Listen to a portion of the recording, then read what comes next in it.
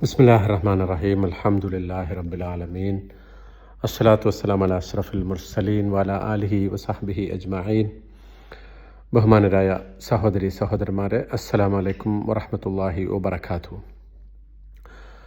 അല്ലാഹു സുബ്ഹാനഹു വതആല ഇഷ്ടപ്പെടുന്നവരുടെ കൂട്ടത്തിൽ ഏറ്റവും അധികം പരാമർശിക്കപ്പെട്ടത് മുത്തഖികളാണ്. ഇന്നല്ലാഹ യുഹിബ്ബുൽ മുത്തഖീൻ.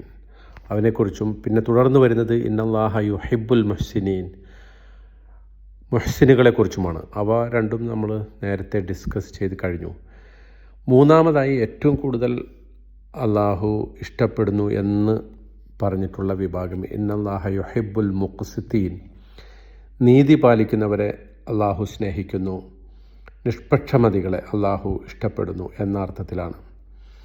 നീതിയെക്കുറിച്ച് ചിന്തിക്കുമ്പോൾ പലപ്പോഴും നമ്മുടെ മനസ്സിൽ വരുന്നത് വലിയ വലിയ കാര്യങ്ങളാണ്. അതായത് ഒരു ഭരണാധികാരി അനീതി പ്രവർത്തിക്കുന്നതിനെക്കുറിച്ച്, അല്ലെങ്കിൽ സർക്കാർ ഉദ്യോഗസ്ഥരോ സർക്കാർ അതോറിറ്റികളോ ഒക്കെ അവർ അനീതി കാണിക്കുന്നതിനെക്കുറിച്ച്, സർക്കാർ സംവിധാനങ്ങൾ അല്ലെങ്കിൽ വലിയ വലിയ രാജ്യങ്ങൾ, വലിയ വൻ ശക്തികൾ അവരൊക്കെ അനീതി കാണിക്കുന്നതിനെക്കുറിച്ചാണ് പെട്ടെന്ന് നമ്മുടെ മനസ്സിലേക്ക് വരിക. പക്ഷേ ഖുർആനിലെ നീതിയെക്കുറിച്ചുള്ള പരാമർശങ്ങൾ നമ്മൾ ശ്രദ്ധിച്ചാൽ നമുക്ക് ബോധ്യപ്പെടുന്ന ഏറ്റവും പ്രധാനപ്പെട്ട ഒരു സംഗതി, അത് നമ്മുടെ ദൈനംദിന ജീവിതത്തിൽ നാം നേരിടുന്ന പല കാര്യങ്ങളെക്കുറിച്ചും അള്ളാഹു അതേപോലെ തന്നെ നീതിയെക്കുറിച്ച് പരാമർശിച്ചിട്ടുണ്ട് എന്ന് കാണാൻ സാധിക്കും. അതായത് വൻ ശക്തികൾ, നമുക്ക് നമ്മുടെ നേരിട്ടുള്ള നിയന്ത്രണത്തിന് പുറത്തുള്ള രാഷ്ട്രങ്ങളോ ഭരണാധികാരികളോ വൻ ശക്തികളോ സൈനിക മേധാവികളോ ഒക്കെ അവർ പ്രയോഗിക്കുന്ന അടിച്ചമർത്തലുകളും അതിക്രമങ്ങളെക്കുറിച്ചും അള്ളാഹു എത്രത്തോളം വെറുക്കുന്നുവെന്ന് അവൻ പറയുന്നുണ്ടോ, അതുപോലെ തന്നെ നമ്മുടെ നിത്യജീവിതത്തിൽ പ്രകടമാകുന്ന അനീതിയെ, അത്തരം അനീതി പ്രകടമാകുന്ന എല്ലാ കാര്യങ്ങളെയും അള്ളാഹു വെറുക്കുന്നു എന്ന് നമുക്ക് കാണാൻ സാധിക്കും. അതിൻ്റെ നേരെ വിപരീതമെന്ന് പറയുന്നത് ജീവിതത്തിൽ, വ്യക്തി ജീവിതത്തിലും കുടുംബജീവിതത്തിലും സാമൂഹികമായ ജീവിതത്തിലുമൊക്കെ നീതി പാലിക്കുന്നവരെ അള്ളാഹു ഏറ്റവും ഇഷ്ടപ്പെടുന്നു എന്നതും അവരെ അള്ളാഹു പുകഴ്ത്തുന്നു എന്നതും ഒക്കെ നമുക്ക് വിശുദ്ധ ഖുർആനിൽ നിന്ന് മനസ്സിലാക്കാൻ സാധിക്കും. സൂറത്തുൽ മാഇദയിൽ അള്ളാഹു പറയുന്നുണ്ട്, വലാ യജ്രിമന്നക്കും ശനആനു ഖൗമിൻ അലാ അല്ലാ തഅദിലു. ഒരു ജനതയോടുള്ള വിരോധം, അവരോട് അനീതി കാണിക്കാൻ നിങ്ങൾക്ക് പ്രേരണയാകരുത്. നമുക്ക് പലരോടും ഇഷ്ടമില്ലായ്മ ഉണ്ടാകാം. പലരെയും നമ്മൾ ശത്രുപക്ഷത്ത് നിർത്തിയിട്ടുണ്ടാകാം. പക്ഷേ അങ്ങനെ ശത്രുപക്ഷത്ത് നിർത്തുന്ന ആളുകളോടും നമുക്ക് വിരോധമുള്ളവരോട് പോലും ജീവിതത്തിൽ നീതിയുടെ ഒരു പ്രശ്നം വരുമ്പോൾ, ഒരു പെരുമാറ്റം വരുമ്പോൾ, ഒരു സംസാരം വരുമ്പോൾ നീതിയുക്തമായി സംസാരിക്കണം, നീതിയുക്തമായി പെരുമാറണം എന്നത് ഇസ്ലാമിൻ്റെ വളരെ സുപ്രധാനമായ അടിസ്ഥാനമാണ്. അങ്ങനെ ചെയ്യുന്നവരെ അള്ളാഹു സ്നേഹിക്കുന്നു, അത് അവർക്ക് അള്ളാഹുവിൻ്റെ ഇഷ്ടം നേടിക്കൊടുക്കുന്നു എന്നതാണ് വാസ്തവം.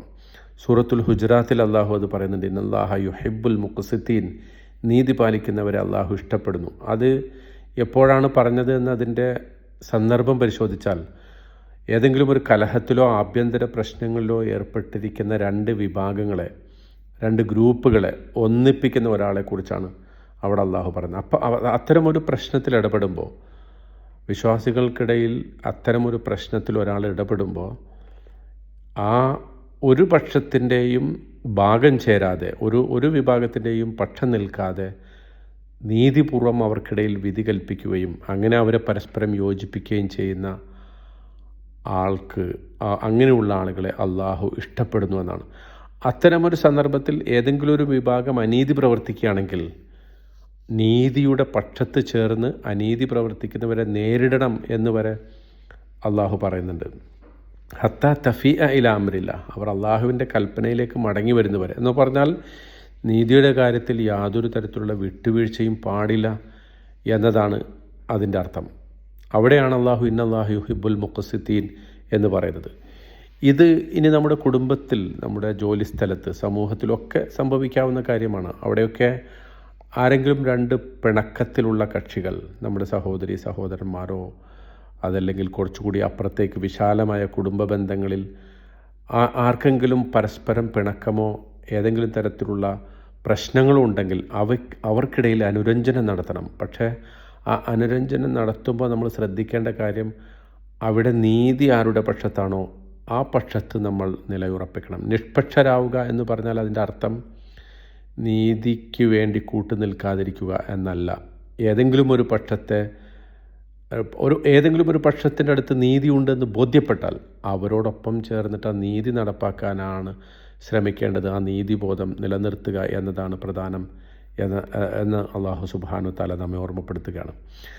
പരലോകത്ത് അള്ളാഹുവിൻ്റെ അർശിൻ്റെ തണൽ ലഭിക്കുന്ന 7 തരം വിഭാഗങ്ങളെക്കുറിച്ച് എടുത്തു പറഞ്ഞപ്പോൾ അതിൽ ആദ്യത്തെ വിഭാഗത്തെക്കുറിച്ച് പറഞ്ഞത് നീതിമാനായ ഭരണാധികാരി, അൽ ഹാക്കിമുൽ ആദിൽ എന്നതാണ്. ഭരണാധികാരിക്ക് നീതി ഉണ്ടാകണം. ഇത് വായിക്കുമ്പോൾ ഇത് സുൽത്താൻമാർക്കോ ഇമാമുമാർക്കോ ഭരണാധികാരികൾക്കോ മാത്രം ബാധകമായ ഒന്നായി കാണരുതെന്ന് പണ്ഡിതന്മാർ നമുക്ക് മുന്നറിയിപ്പ് നൽകുന്നുണ്ട്. പകരം ആ പദവികൾ കൈവരിക്കാൻ നമുക്കും സാധിക്കുമെന്ന് നാം തിരിച്ചറിയണം. നമ്മളിൽ ഓരോരുത്തരും പല പല സാഹചര്യങ്ങളിലാണ് കഴിയുന്നത്. ചിലപ്പോൾ ഒന്നിലധികം സാഹചര്യങ്ങളിൽ, അതല്ലെങ്കിൽ ചിലപ്പോൾ ഓരോ ദിവസം തോറും തന്നെ മറ്റൊരാളുടെ ജീവിതത്തിൽ നീതിയുടെ വാഹകരാകാനോ അല്ലെങ്കിൽ നമുക്ക് ചുറ്റും സംഭവിക്കുന്ന കാര്യങ്ങളിൽ നീതി പുലർത്താനോ നമുക്ക് സാധിക്കണം. അങ്ങനെയുള്ളിടത്താണ് ഇന്നല്ലാഹ യുഹിബ്ബുൽ മുഖ്സിത്തീൻ, അള്ളാഹു നീതിമാന്മാരെ സ്നേഹിക്കുന്നു എന്ന പദത്തിൻ്റെ അർത്ഥം. ഇതിൻ്റെ ഓപ്പോസിറ്റ് ആലോചിച്ച് നോക്കൂ. അടിച്ചമർത്തുന്നവരെ അള്ളാഹു വെറുക്കുന്നു എന്നതാണ്. അതായത് അനീതി പ്രവർത്തിക്കുന്നവരെ അള്ളാഹു വെറുക്കുന്നു. അത്തരം അനീതി പ്രയോഗം അള്ളാഹുവിൻ്റെ സ്നേഹം ലഭിക്കുന്നതിൽ നിന്ന് നമ്മളെ ദൂരെ മാറ്റി നിർത്തുന്നു എന്നർത്ഥം.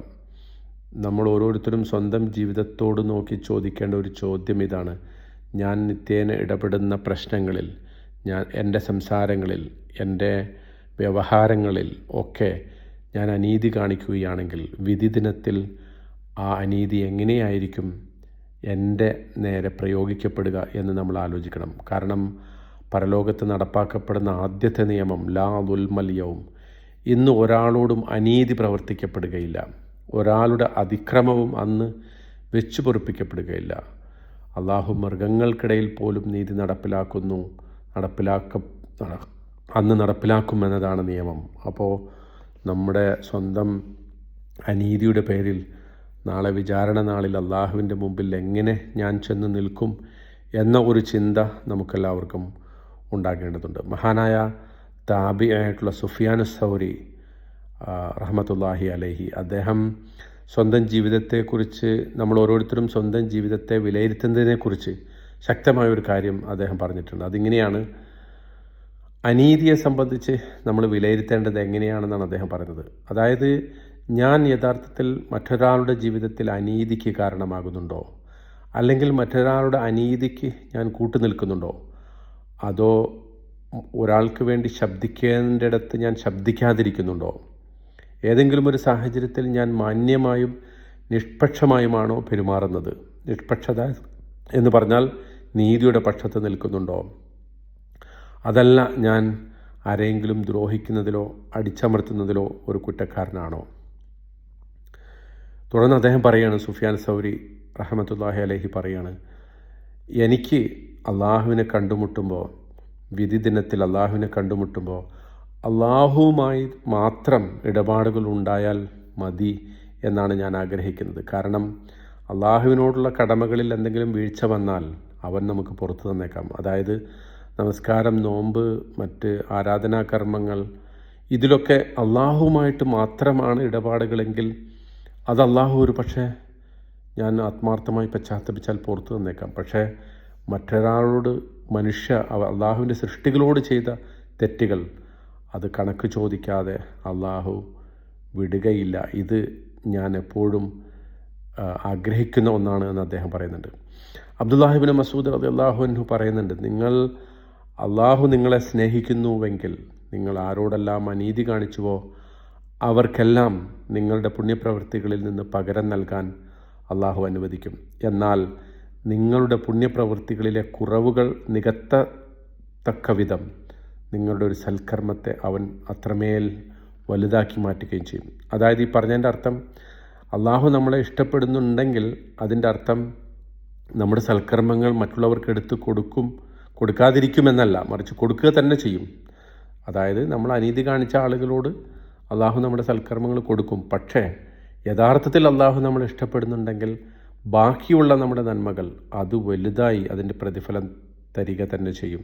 അപ്പോൾ ഒരു ഭാഗത്ത് നമ്മൾ മനുഷ്യരോട് അനീതി കാണിക്കാതെ ഇരിക്കാൻ ശ്രദ്ധിക്കുക, മറുഭാഗത്ത് നമ്മുടെ സൽക്കർമ്മങ്ങൾ ആരെങ്കിലും കൊണ്ടുപോകുന്നതിനെക്കുറിച്ച് നമ്മൾ പേടിക്കുക. പ്രവാചകൻ സല്ലല്ലാഹു അലൈഹി വസല്ലം പറയുന്നുണ്ടോ, ആരാണ് മുഫ്ലിസ് എന്ന് ചോദിക്കുമ്പോൾ, പാപ്പരായവൻ ആരാണെന്ന് ചോദിക്കുമ്പോൾ, നാളെ പരലോകത്ത് ഒരുപാട് നന്മയുമായിട്ട് വരും, പക്ഷേ അയാളുടെ നന്മകളൊക്കെ മറ്റുള്ളവർ കൊണ്ടുപോകും. കാരണം ആരെങ്കിലും ചീത്ത പറഞ്ഞതിനോ അടിച്ചതിനോ അക്രമം പ്രവർത്തിച്ചതിനോ ആരുടെയെങ്കിലും പണം അന്യായമായിട്ട് ഈ ലോകത്ത് ഭക്ഷിച്ചതിനോ കുറ്റം പറഞ്ഞതിനൊക്കെ ആയിട്ട് നമ്മുടെ നന്മകൾ മറ്റുള്ളവർ എടുത്തുകൊണ്ടു പോകുന്ന അവസ്ഥയാണ് ഏറ്റവും പാപ്പരായ ഒരവസ്ഥ എന്ന് പറയുന്നത്.